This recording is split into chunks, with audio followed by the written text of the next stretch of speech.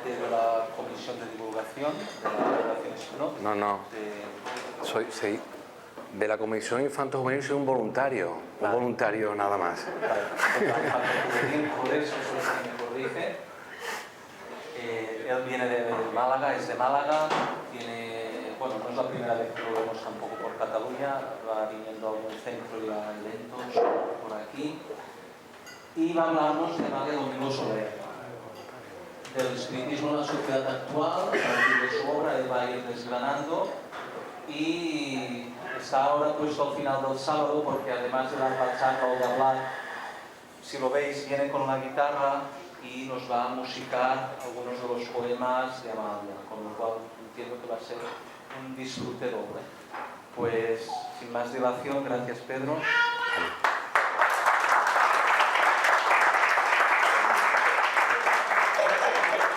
Bueno, buenas tardes a todos, ¿se me escucha bien? Agradezco muchísimo que me hayan invitado a dar esta pequeña charla, sobre todo para poder agradecerle a Amalia todo el bien que ha hecho en mi vida, porque yo no conocía nada del espiritismo, y de repente apareció con mi madre, que tampoco conocía nada del espiritismo, 5 libros de Amalia Domingo Soler.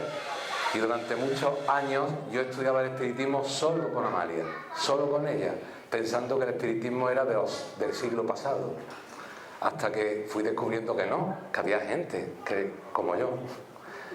El título de la conferencia, que es el espiritismo en la sociedad actual a partir de la obra de Amalia, voy a intentar, a partir de sus textos, explicar cómo podemos estar los espiritistas en el mundo actual, con nuestros compañeros de trabajo, en los sitios donde salimos, la gente que está viendo las noticias de la televisión, en la vida cotidiana, porque a veces tenemos esta cosita dentro que no sabemos bien cómo vincularnos con los demás y cómo explicar estas cosas con los demás. Entonces lo vamos a hacer a partir de sus textos. Por ejemplo, en un artículo de La Luz del Porvenir, el 6 de agosto de 1885, dice Amalia: propagar nuestra doctrina en los talleres, en los centros industriales, hasta en las buhardillas de los pobres. Mover las masas por medio de la prensa, de conferencias públicas, de reuniones de toda suerte, en que nuestra doctrina se exponga y se practique. Actualmente el espiritismo en España, por supuesto, no está prohibido, pero su nombre es de por sí un tanto clandestino, porque está un poquito vetado. En España, en la sociedad laica, y cuando hablo de sociedad laica, en la sociedad civil, normal y corriente, para ellos es prácticamente desconocido. Sin embargo, los postulados están a la orden del día, camuflados en otras filosofías, pensamientos o religiones, y utilizando sus expresiones, la de los postulados, adaptadas a cada filosofía o religión, entrarían en muchas de ellas, a excepción del materialismo actual o del ateísmo, con excepciones, porque ¿cuántos ateos no contemplan los atardeceres y creen en la energía? Los motivos que tiene Amalia para divulgar el espiritismo los cuenta en una carta al director de la revista El Buen Sentido, en el que dice: uno de los sentimientos que deben engrandecer al espíritu es la gratitud. Por razón natural, los que han llorado mucho son los que saben agradecer, porque es necesario vivir en la sombra para valorar la luz. Es preciso haber visto la muerte de cerca para valorar la vida. Comencé a escribir en la Revelación de Alicante en 1873, deseando difundir el consuelo, anhelando llevar un reflejo de luz a los pobres. Porque el que ha sufrido, como Amalia, tiene más recursos para consolar. Las enseñanzas de Amalia, sus escritos, son muy de la gente, de sus cosas cotidianas, y el espiritismo ha de ser así porque no hay nada más cotidiano que nacer y morir. Voy a ir entonces desglosando cómo podemos colarnos los espíritas en la sociedad actual. Mirad un mensaje de Amalia para su para la sociedad actual. No sé si viene aquí en la diapo. No, esta es la siguiente. El espiritismo ha venido a quitarnos el tupido velo que nos impedía ver el porqué de nuestra vida, el porqué de nuestra muerte, el porqué de nuestros goces, el porqué de nuestras alegrías, el porqué de esos seres tan desgraciados como sufridos que solo han venido a la tierra para penar, y el porqué de esos otros que, si bien no tienen toda la felicidad cual sueña la fantasía, sin embargo poseen una felicidad relativa grande en comparación a la desgracia de aquellos. Es una verdadera guía para nuestros pasos en la tierra. Ella pone este ejemplo: una pareja de enamorados, cuando uno de los dos desencarna y dice: vosotros que compartid sus lágrimas, iniciadles en el espiritismo, porque además de consolarles, les dais fe en el porvenir. ¿Cuántas personas acuden al centro espírita porque ha desencarnado su pareja o alguno de sus familiares? Uno de ellos, Eudaldo Pagués y Gómez, el médium de Amalia, que se presentó allí en Gracia cuando desencarnó su madre. Amalia, además, introducía la literatura, la historia, el arte constantemente en sus escritos. Nombraba y se acompañaba de poemas de Zorrilla, de Campoamor, de Benito Pérez Galdós, de Víctor Hugo, de Cervantes, de Solón, del historiador italiano César Cantú, de Voltaire, de Rousseau, de Lord Byron. Incluía la cultura en sus escritos espiritistas y eso la hacía estar dentro de la sociedad. En el capítulo 2 de La luz del camino, utilidad del espiritismo y sus progresos, dice: el espiritismo difunde una luz de gran poder para iluminar. Se dirige a todos en general, pero en particular a los que no creen en nada o a los que dudan, cuyo número es muy grande por desgracia. Los que lo aceptan, lo hacen libremente porque lo hacen racional. No impone una creencia, invita al estudio. No pretende convertirse por sorpresa, sino que se le estudie detenidamente para después aceptarlo o rechazarlo. Este texto de Amalia encierra 3 valores fundamentales: tolerancia, libertad y libre pensamiento. En la sociedad actual, los dogmas religiosos se están derrumbando. La ciencia no encuentra solución a cuestiones morales ni a la satisfacción de los anhelos de la humanidad. Pero cuando todo se perturba, pide regeneración. Y el espiritismo le dice a la sociedad actual: Dios existe, los mundos están habitados, nunca nos morimos, podemos comunicarnos con nuestro pensamiento y con nuestro sentimiento con los que se han ido y estudiar esas relaciones. Los actos negativos causan dolor y los positivos alegrías como consecuencia natural. El progreso es infinito, tenemos muchas oportunidades en muchas existencias y que estamos llamando a la comunión de los seres por la ley de la solidaridad, que encierra los 3 grandes principios: libertad, igualdad y fraternidad. ¿Acaso esto no es actual? Esto lo escucha cualquier persona y le llama la atención y te asiente con la cabeza. Dice Amalia: el espiritismo no impone ninguna creencia y por lo tanto no teme a la discusión. Por algo somos librepensadores. El espiritismo no dice cree, sino estudia, y en eso radica su fuerza atractiva. Seamos espiritistas dentro de nuestros campos sociales, dentro de nuestras profesiones, con nuestro ejemplo y nuestra palabra de consuelo.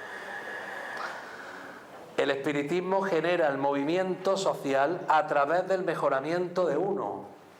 Y ese es el motor. Vamos mejorando nosotros y al mejorar nosotros, mejora lo que nos rodea. Voy a decir 17 aspectos del espiritismo. Ahí he puesto 18, pero son 17. Es que los cambios según donde vaya por el tiempo y todo eso. Vamos con el primero. Dios en la sociedad. En el capítulo 16 de La Luz del Camino hay un artículo que se titula La bóveda de luz. Y dice Amalia que está paseando por Gracia y que siente que le persigue como un espíritu. Y después al evocarlo resulta que es un espíritu de un musulmán, que le cuenta cómo los cristianos tomamos la Alhambra. Y él vio ondear su bandera en vez de la media luna, mientras se escondía en las Alpujarras para pasar los tristísimos años de su vida terrena consumido en un mar de dudas. Decía este espíritu: dudé del poder de Alá y acusé a Mahoma de impostor, puesto que mi Dios había sido vencido. Mi Dios era débil y el de los cristianos impío, porque se complacía en la matanza. Cuando veía sobre mis torres la cruz en vez de la media luna, decía indignado: ¿y tú eres el signo de la redención? Buenas maneras de convertir infieles, destruyendo hogares, acaparando sus riquezas, sembrando la desolación y la muerte donde brotaban los gérmenes de la vida y la prosperidad. ¿Dónde está el Dios de la verdad? Que no lo encuentro. ¿Cuál es la raza racional? Y después de tanto vagar, he podido empezar a encontrar a Dios no en los dioses de los hombres, sino en el espíritu de vida que palpita en el universo. El espíritu de vida que palpita en el universo. Esa expresión es para todos los públicos. No tienes que nombrar la palabra Dios para nada. En Memorias de una mujer, dice Amalia: el hombre conoce a Dios cuando ha sufrido y llorado mucho, porque para conocer lo bello y lo grande se tiene que haber pasado por esos estados ambientales en que el hombre se asfixia. Para que el hombre ore con el alma es necesario que se encuentre en un sitio donde las zarzas cierran su paso.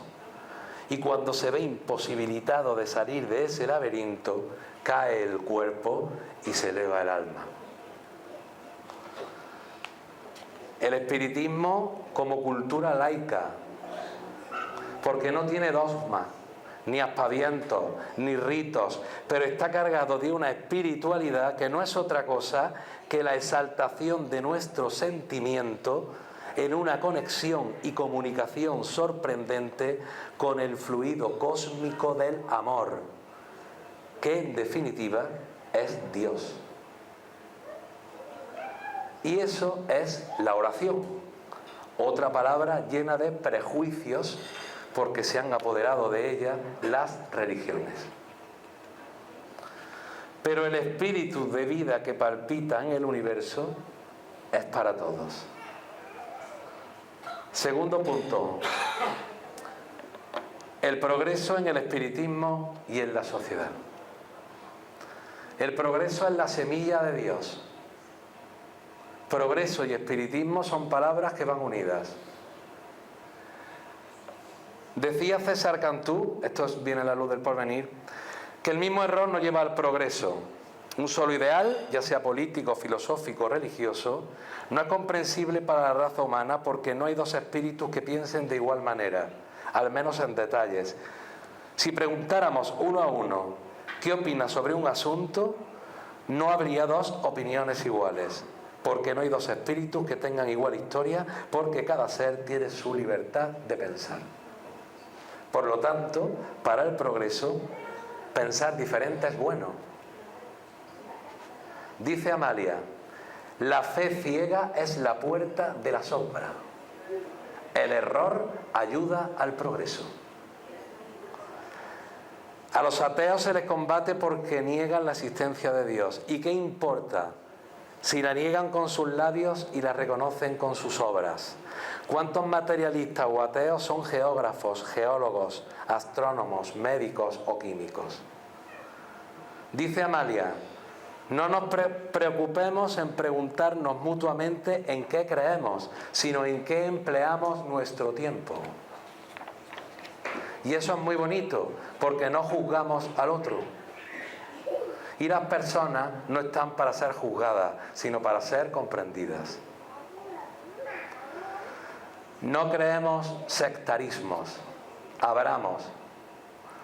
No construyamos fronteras en las ideas, compartámoslas y construyamos una sociedad de progreso. Tercer punto, la fraternidad.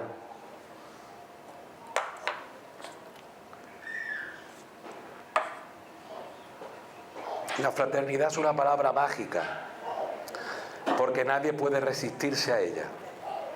Su poder es tal que doblega incluso a los políticos. Hay grupos políticos de base atea que la usan en sus ideales. Aprovechémosla. Amalia le escribe una carta a la fraternidad en el capítulo 16 de La Luz del Porvenir y se dirige a ella llamándola fraternidad excelsa. Le dice: fraternidad excelsa, objeto de mis sueños, causa de mis afanes, esperanza de mi vida, ¿dónde estás que no te encuentro? En la atmósfera social encontramos los vapores del orgullo, de la hipocresía, del egoísmo y del libertinaje. ¿Cómo encontrarte si por lo que sospecho no estás por aquí? ¿Cuándo tu aurora va a disipar las nieblas de la discordia? Y la fraternidad le responde desde el otro lado: calma tu impaciencia. Es inútil que me busques en la tierra. Resido en mundos más adelantados que el vuestro, en mundos de luz y bienaventuranza. ¿Quieres encontrarme? Tendrás que venir a estos mundos y para hacerlo harás de hacer lo que yo te diga. Primero, abraza lo que más te duela y llévalo contigo sin murmurar. Segundo, ama el estudio, la verdad, el bien y la justicia. Tercero, sufre impasible las abominaciones de los malvados, las censuras de los disolutos, las burlas de los escépticos, las mofas de los libertinos, las persecuciones de los déspotas, devolviéndoles miradas de cariño y corrientes de efluvio regenerador. Todo el bien que te sea posible, y los espiritistas sabemos que emitimos esas corrientes. 4. Haz el bien sin ningún interés egoísta, solo por hacer el bien. 5. Hazte siempre superior al dolor, soportándolo resignadamente. Cada uno de esos dolores son las asignaturas que cursáis en la escuela de la vida. 6. Imita en todo a Jesús, que después de devolver la salud del cuerpo y el alma a muchos y de dejar con sus enseñanzas torrentes de luz, fue perseguido, abofeteado, y sus últimas palabras fueron: Padre, perdónalos. Este es el único modo de ascender. No temas tu orfandad. Yo estaré contigo porque llevo haciendo esto desde la noche de los siglos. Lejano está el día, pero no lo dudéis, llegará. Punto número 4. El dolor por desamor, otro tema estrella en la sociedad, que hasta es el máxima audiencia en los programas de la televisión.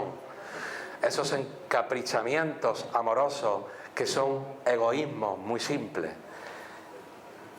El padre Germán, cuando se acercó la niña de los pelos rizados y le dijo: padre, querer es malo, y le dijo el padre Germán con taquicardia: bueno, a veces sí, puede ser malo, y le dijo la niña de los rizos de pelo negro: es que yo lo quiero a usted. Y el padre Germán, que también estaba muy atraído por ella, se tuvo que ir a la habitación a devorar solo su amor en silencio, y estuvo toda la vida enamorado de esa niña. Y tanto fue así que cuando esa niña fue mayor y quiso enterrarse, y el padre Germán le dio la extrema unción, le pidió que lo enterrara en el cementerio. Y decía el padre Germán: ya que no he podido quererla en vida, nadie me puede impedir que quiera una muerta. Sin embargo, ese amor lindo que es de amistad pura entre dos personas se queda muy bien reflejado entre Amalia y su amigo José Álvarez. José Álvarez paseando por Sevilla, por el Alcázar de Sevilla, ve a Amalia con los ojitos como los tenía, al lado de su madre, y siente una atracción por ella. No una atracción sexual, porque luego explica en una reunión mediúnica José Álvarez que no era una atracción sexual, que era una atracción de amor puro y simpatía por ella. El galante le regala una rosa y ella otro día le escribe un poema, este que tenemos aquí, que es tan famoso, a una rosa. Pero José Álvarez estaba comprometido con una chica y entonces se casó con ella. Y cuando se casó con ella, Amalia tiró la rosa y José Álvarez tiró el poema, pero lo memorizó y se lo recitó cuando ya desencarnado en una sesión mediúnica, creo, corríjanme si me equivoco, en Tarrasa, aquí cerquita. Las caídas por sexo, el sensualismo y el narcisismo salvaje e insensato.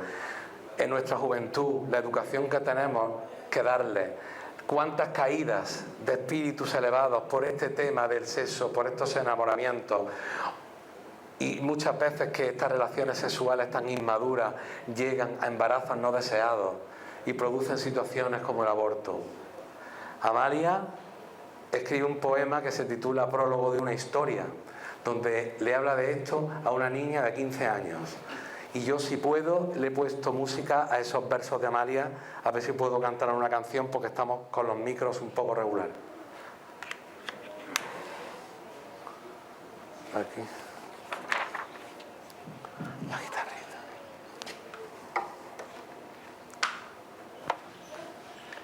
A ver si se escucha.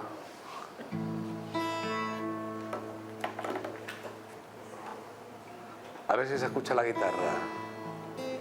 ¿Se escucha la guitarra?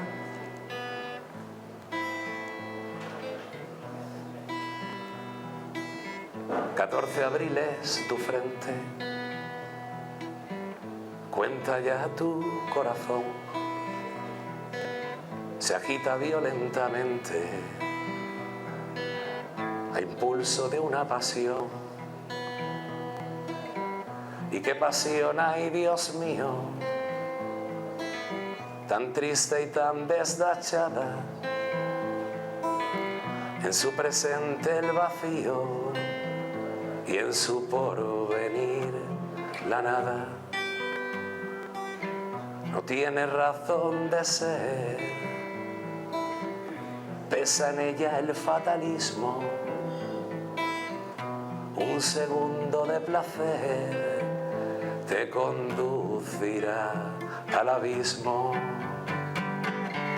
No fijes tu vista aquí, no, no, no, que es la tierra un mal espejo y desgraciada de ti si no atiendes mi consejo. Pasiones así en la tierra, no, no, no, no tienen razón de ser, que aún sostienen cruda guerra el presente y el ayer. Mas como todo en el mundo se ha comprendido al revés, el hombre al amor profundo, no al miserable interés. El vértigo material y el sentimiento del alma, el primero es terrenal y el segundo linda calma. No fijes tu vista aquí, no, no, no, que es la tierra un mal espejo y desgraciada de ti si no atiendes mi consejo. Pasiones así en la tierra, no, no, no, no tienen razón de ser, que aún sostienen cruda guerra el presente y el ayer.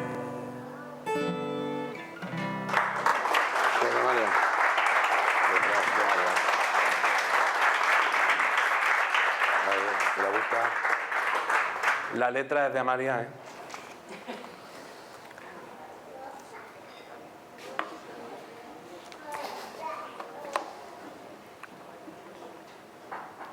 La vinculación con la enfermedad, el dolor. Nadie puede librarse de estas circunstancias mientras estás viviendo en la tierra, sea de la condición que quiera. Dice Amalia: le deis gracias a Dios por lo que os satisface. Está bien. Pero dárselas también cuando estéis en tribulación y os abrume el dolor. Y dárselas con serenidad y amor, que precisamente eso es lo que os eleva. Cuando estamos enfermos, cuando tenemos una gran oportunidad de demostrar la grandeza. ¿Cómo explicar a la sociedad actual que el sufrimiento y el dolor es necesario para la elevación? Con el ejemplo, con la autoridad moral que da el ejemplo. Cuando vas a algunas charlas en algunos sitios con personas que han pasado cáncer, de cualquier idea religiosa o de ninguna, y cuentan la transformación que ha tenido su vida, ellas son ejemplos. Cuando estamos enfermos, con nuestro ejemplo es como convencemos a los demás de que esa enfermedad nos eleva el alma. En el libro Te perdono, Iris decía: la viruela se llevó mi hermosura, pero engrandeció mi alma. La soledad en la sociedad. Otro tema actual, porque hay mucha gente sola. Y más que va a haber con las familias tan pequeñitas que hay hoy. Los niños, yo que soy maestro, no tienen hermanos, muchos de ellos viven con su madre o viven con su padre. La sociedad se hace más mayor, la gente está sola. En Memorias del padre Germán dice: se quejaba el padre Germán lamentando no amar a otra persona y no tener familia. Lloraba entonces copiosamente, oyendo el silencio de las flores y de las estrellas. Voces apagadas que apenas susurraban en lo íntimo de mi ser le decían: ingrato, te fue confiada la más sublime misión de amor. ¿No tienes esposa? Ama la pobreza desvalida a tu hermano sufridor en la humanidad. ¿No tienes hijos? Conságrate a los infelices. Séles el Padre amoroso y compasivo. Tienes sed de amor y existen huerfanitos abandonados, mendigos sin pan y sin hogar, ojos sin luz. Procúralos y reparte con ellos tu corazón.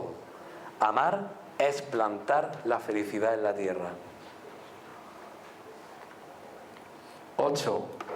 La tristeza y el suicidio. En Hechos que prueban se cuenta el caso de una comunicación en el que se dice: la tristeza que experimentáis los terrenales es uno de vuestros vicios. Es una de las manifestaciones de ingratitud del hombre.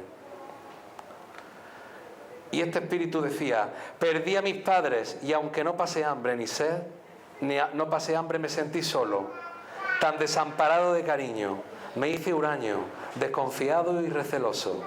Desconocí las dulzuras del amor y formé el vacío en torno a mí.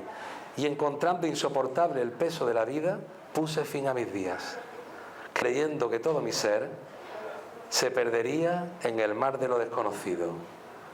Vana quimera. Mi asombro no tuvo límites. Es imposible explicarte la sorpresa que experimenté cuando vi mi cuerpo destrozado en el fondo del profundo abismo y escuché una voz que me decía. Esta voz era el espíritu de su madre. Pobre hijo mío, eres la ingratitud personificada. No tenías derecho a estar triste, porque poseías salud y no supiste nunca lo que era un día sin pan y una noche sin lecho. Siempre te sobró lo necesario para vivir. ¿Por qué fuiste tan ingrato? Pobre loco sin camisa de fuerza. Digo mal. ¿Qué más camisa de fuerza que tu tristeza invencible? La tristeza te dejaba sin movimiento, sin iniciativa. sin voluntad. Esto está en hechos que prueban. Punto número 9. Jesús y el Evangelio dentro de la sociedad actual. Cuando Roma se hizo católica y sus ejércitos se movían en nombre de Jesús. Cuando los ejércitos españoles entraban en América en busca de oro, cometiendo aberraciones contra los indígenas que allí vivían, lo hacían en nombre de Jesús. En la Inquisición española quemaban en la hoguera en nombre de Jesús. La dictadura franquista, cuando fusilaban a personas por tener ideas contrarias a las suyas en defensa de lo que el régimen llamaba la civilización cristiana, justificaban los asesinatos diciendo: por lo menos nosotros les damos la oportunidad de confesarse e ir al cielo. A lo largo de la historia se han cometido auténticas aberraciones en nombre de Jesús. Eso hace que muchas personas oigan el nombre de Jesús o del Evangelio y les carcome por dentro y le aleja del mensaje laico del Maestro, que dividió la historia de la humanidad con su ley de amor, ley que es para todos los públicos. A todas estas personas que nos encontramos en las cafeterías, en los puestos de trabajo, que no quieren saber nada de Jesús, en el momento que nombras esa palabra de Jesús o el Evangelio, te etiquetan de una religión, no quieren saber nada. De alguna manera hay que comprenderla y saber explicar las cosas con tacto. No hay rechazo a Jesús solo por la historia, sino también por nuestras reencarnaciones pasadas. Hemos podido ser musulmanes, judíos, obligados a convertirnos o expulsados de nuestra tierra, quemados en la hoguera, y les queda el recuerdo en el inconsciente. Es orgullo y rebeldía, en dos posiciones. Es orgullo y rebeldía en el que rechaza a Jesús, y también es orgullo y rebeldía en el que exalta su bandera, en el que exalta la bandera de Jesús. Porque Jesús no tiene que ver con eso. Jesús es la humildad, el amor, la mansedumbre, cordero llevado al matadero. No tiene nada que ver con eso. En Te perdono, en el capítulo 11, dice: yo no soy la ley, soy el amor. Yo no vengo a recoger, vengo a sembrar. La semilla que hoy arrojo pasará muchos siglos antes de que pueda recoger la cosecha. Vengo a deciros que hay un solo Dios y que los templos están llamados a desaparecer y que sobre sus piedras levantarán las humanidades otros templos para el saber. Vengo a deciros que no hay más que una religión, el bien, y un solo mandamiento: amaos los unos a los otros. En el capítulo 18 dice Jesús en Te perdono: yo no soy un Dios, yo busco a Dios. Respecto al Evangelio, Amalia habla constantemente del Evangelio, constantemente. Un artículo llamado El Evangelio dentro del Espiritismo, dice Amalia: ¿qué es el Evangelio? La verdad clara y evidente, ley, doctrina y vida de Jesucristo. La voz de los espíritus es la voz de la vida eterna. El Evangelio del Espiritismo es obra del Sumo Creador. Es una manifestación de las leyes naturales. Es el tratado de moral más acabado y el más perfecto. Y los que siguen sus huellas amando y perdonando las ofensas, los que saben querer y se complacen en instruir, son también dignos evangelistas. El Evangelio, la gran ley de la fraternidad universal, está dentro del espiritismo. Punto número 10. Sobre las religiones. Dice Amalia: no hay mejor religión que las verdades de la naturaleza, y una buena madre vale más que todas las religiones. Un poema suyo de Amalia que decía: avanza, religión, huyó el oscurantismo de la tierra, no quieras en tus brazos retenerle, que el progreso en la lucha ha de vencerle, y quedarás vencida, religión. ¿No sabes que el imperio de la sombra cesa cuando los soles centellean?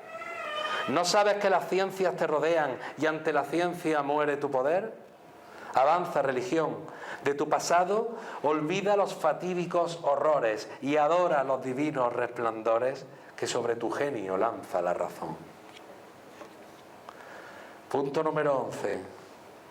Igualdad entre hombre y mujer. Amalia, primera mujer de peso en el espiritismo de habla hispana. En su artículo a las mujeres, dedicado a las mujeres de Cienfuegos, dice: sin la mujer, la humanidad terrena no podría existir. Ahora bien, reconociendo en la mujer igual superioridad que en el hombre, es necesario que los eduquemos con igual cuidado y esmero. ¿Se ha educado igual a la mujer que al hombre? Estamos hablando del año 1902 o así, hace 120 años. Y dicen no.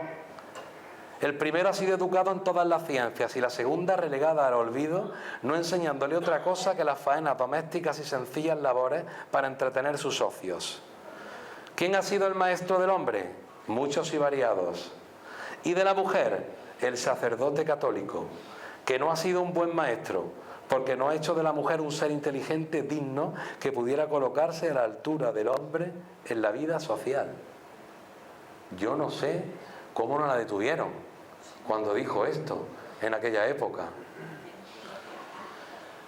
Como todos sabéis, a final de agosto de 1877, en el Diario de Barcelona aparece un artículo, El mundo de los espíritus, hablando mal del espiritismo, y Luis Llach convence a Amalia para que conteste, y lo hace en la Gaceta de Cataluña, nada más y nada menos que con el reverendo Vicente de Manterola, destacado diputado carlista, antiguo consejero del príncipe Carlos, uno de los mejores oradores políticos de la época.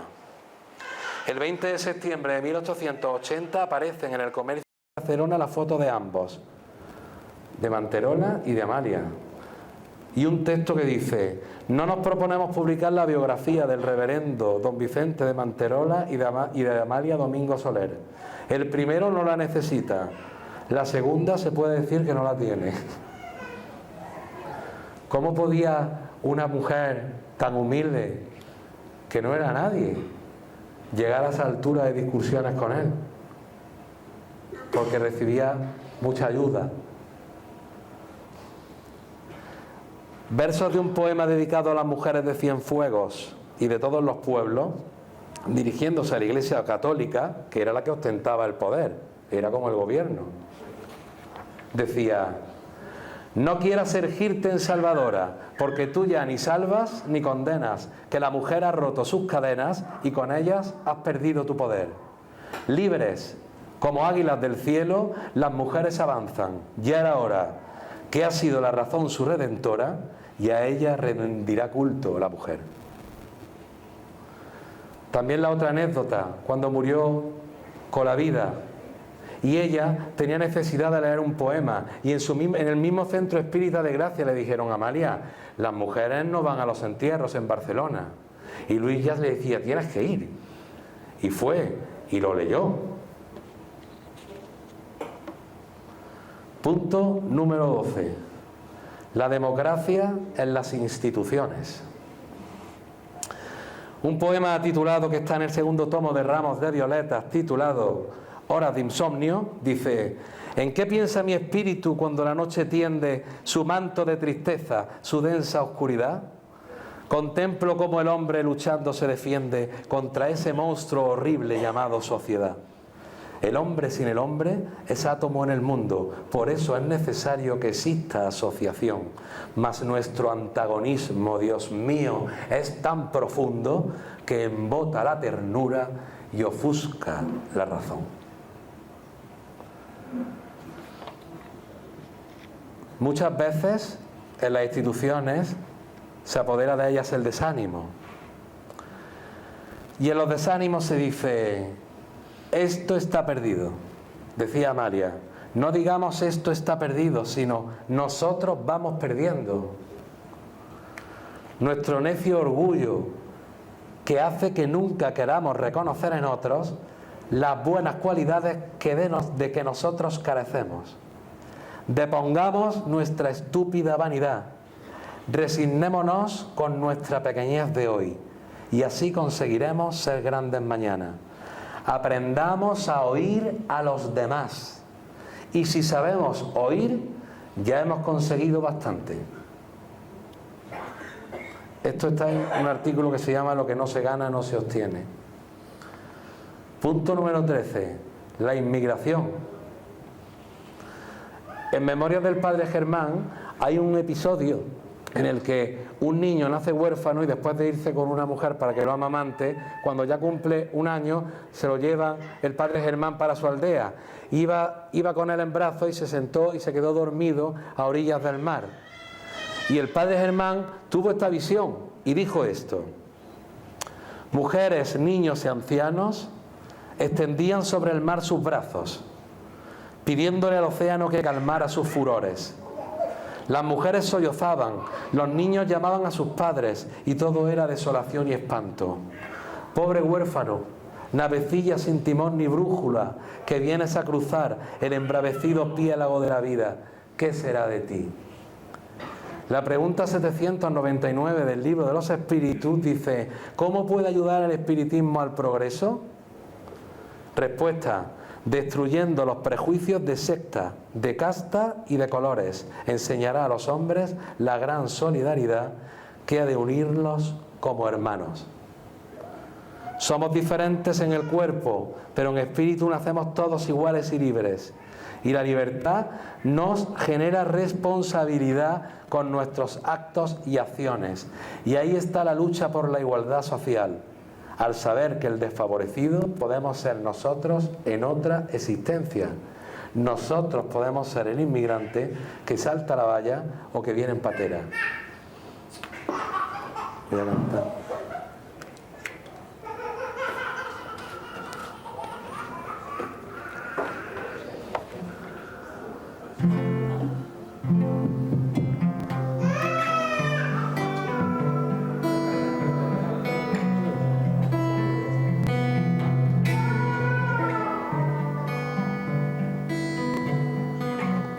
Escapáis de guerra y hambre, os acercáis a una mentira.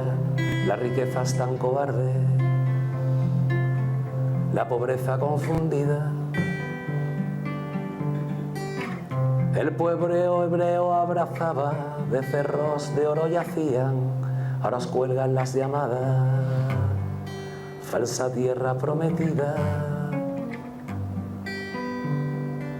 Y a mestizarse más y a ser valientes, vengan aquí, vayan allá, viajes, simientes, nunca matar, ser disidentes. La tierra, el aire, el mar, la tierra, el aire, el mar, no pueden oler a muerte, no pueden oler tan mal, vertedero de sombras de un planeta indecente. Y a mestizarse más y a ser valientes, vengan aquí, vayan allá, viajes, simientes, nunca matar, a ser disidentes. La tierra, el aire, el mar, la tierra, el aire, el mar, no pueden oler a muerte, no pueden oler tan mal, vertedero de sombras de un planeta indolente.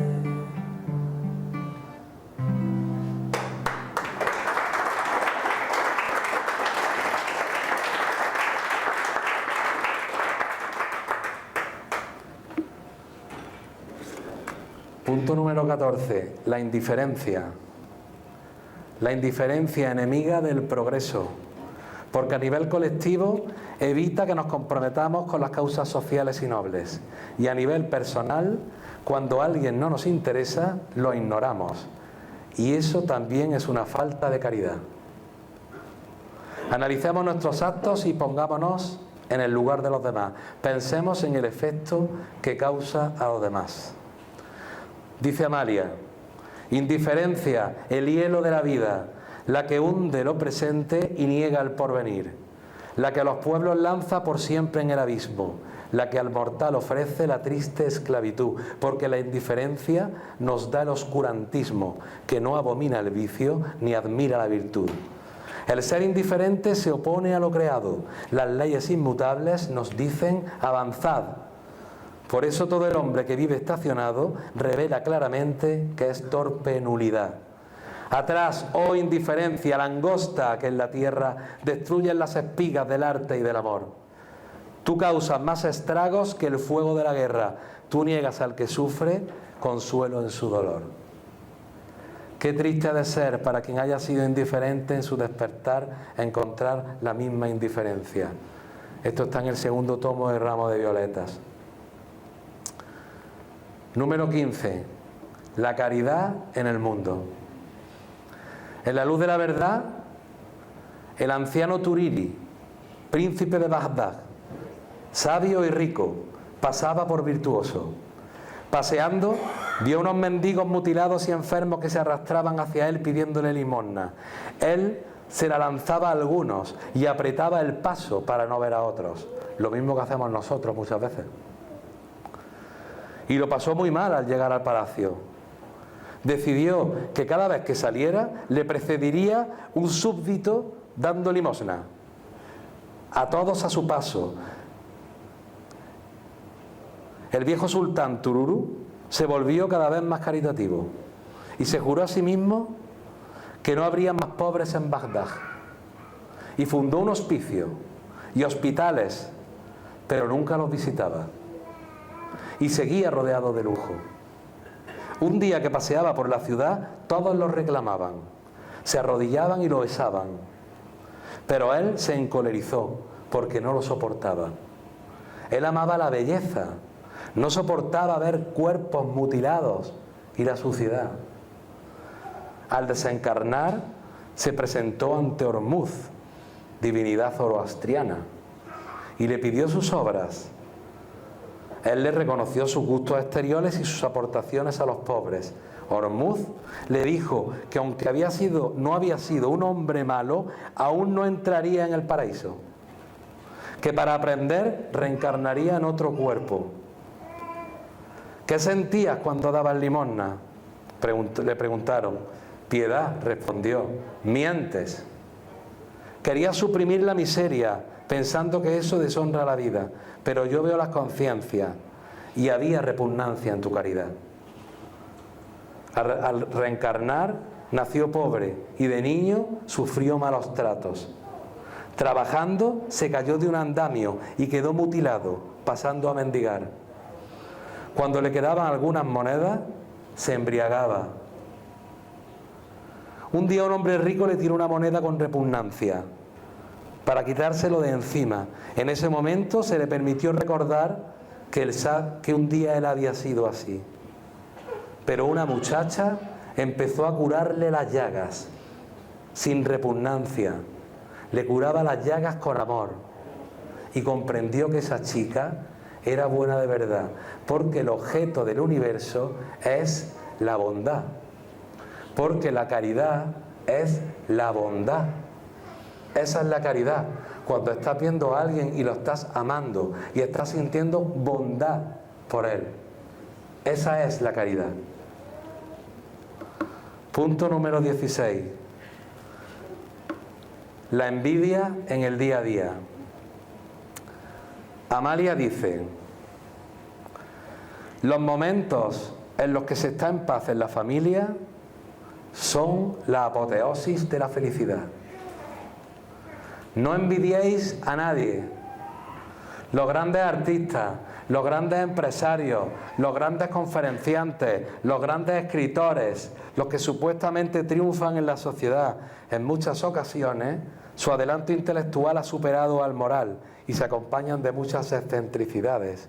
Eso es un subterfugio, es un desequilibrio entre ciencia y moralidad. Las excentricidades son defectos, hijos de la inferioridad. Vive tranquilo en tu rincón, desconocida para todos, pero amada por tu familia. Es preferible ser bueno a tener talento.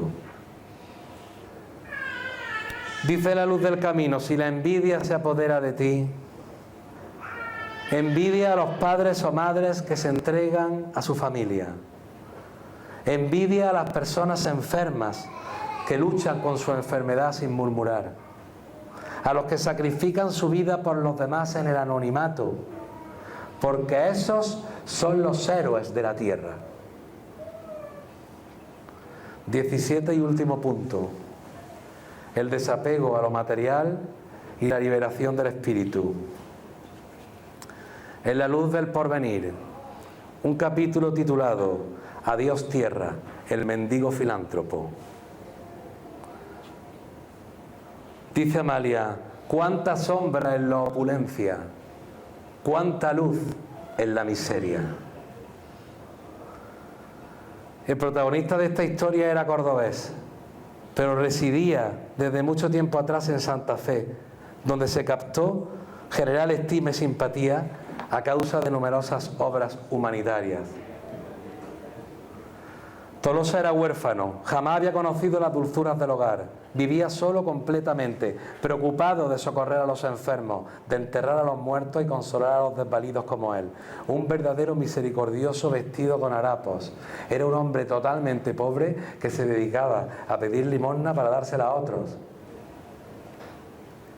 Le preguntaron a los espíritus en una sesión mediúnica sobre su caso. Y dijeron, cuando encarnan en este mundo espíritus elevados, suelen revestir humildísima envoltura, para que pasen desapercibidos, porque la virtud, en su maravilloso esplendor, con todos los dones que por derecho le pertenecen, sería un sol que os deslumbraría.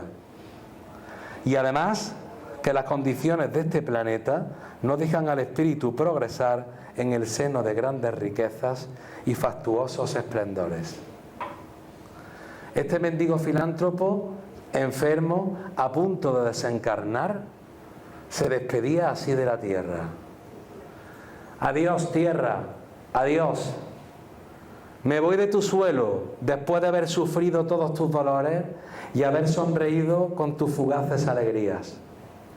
Después de haber demostrado cómo aman las almas generosas, cómo hacen suyas las penas ajenas y olvidan las propias, cómo se interesan por los que viven olvidados y oprimidos por la esclavitud de la miseria. Después de haber escrito una página de gloria en la historia de ese mundo, puedo decir, adiós tierra, adiós penitenciaría de espíritus débiles, dominados por las bajas pasiones. Voy a respirar nuevas brisas, voy a adquirir nuevos conocimientos, voy a subir un peldaño en la escala del progreso indefinido. Adiós tierra, adiós.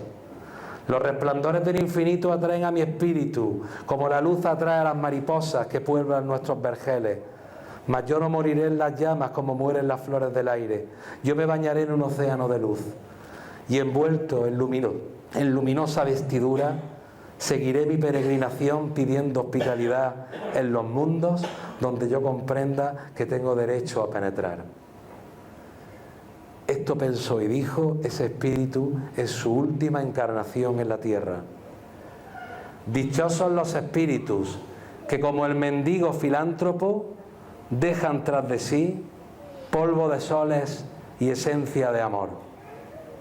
Seguid si podéis sus huellas, porque es el camino recto del progreso, la práctica bendita del amor universal. Y la comunicación dice adiós. Y para terminar, vamos a despedirnos con una canción para Amalia.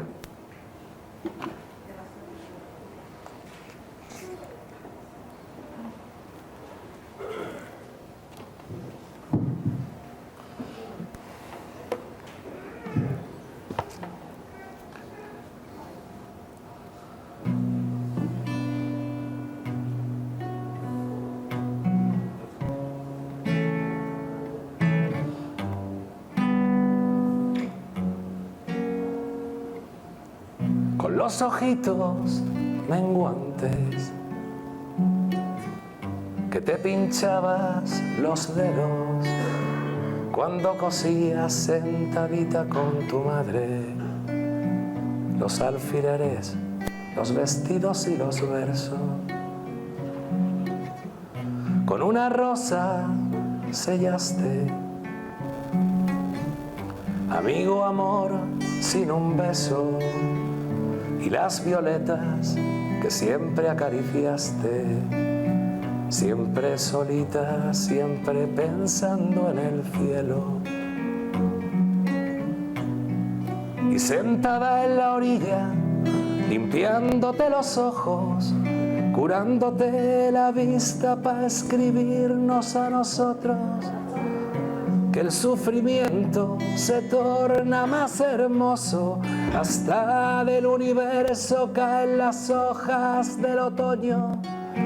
Y en la orillita, limpiándote los ojos, curándote la vista para escribirnos a nosotros, que el universo se torna maravilloso, hasta las estrellas renacen como retoños. Amalia, cuento de luna, poesía de caramelo y el corazón de hermosísima amargura. Sin caridad no hay rumbo ni consuelo. En la noche del tiempo, la tempestad de las almas, pero en la luz del porvenir del viento, donde susurran tus palabras. Y sentada en la orilla, limpiándote los ojos, curándote la vista para escribirnos a nosotros, que el sufrimiento se torna más hermoso, hasta del universo caen las hojas del otoño. Y en la orillita, limpiándote los ojos, y tu alma tan bonita, inspiradita en nosotros, que el universo se torna maravilloso, hasta las estrellas renacen como retoños. Y en la orillita, tus ojos tan bonitas de nosotros. Y en la orillita, tus ojos, Amalia, de todo.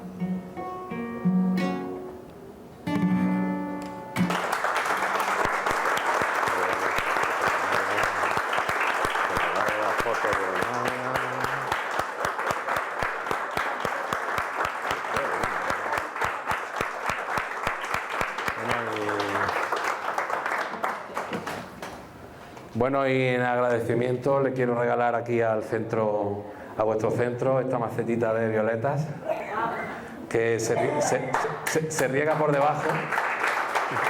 Se riega por debajo y se le caerán las flores, se queda verde y después le vuelven a salir. ¿Vale? Muchas gracias. No le da la luz, no le da la luz. ¿No? O sea, es ideal para estar por aquí.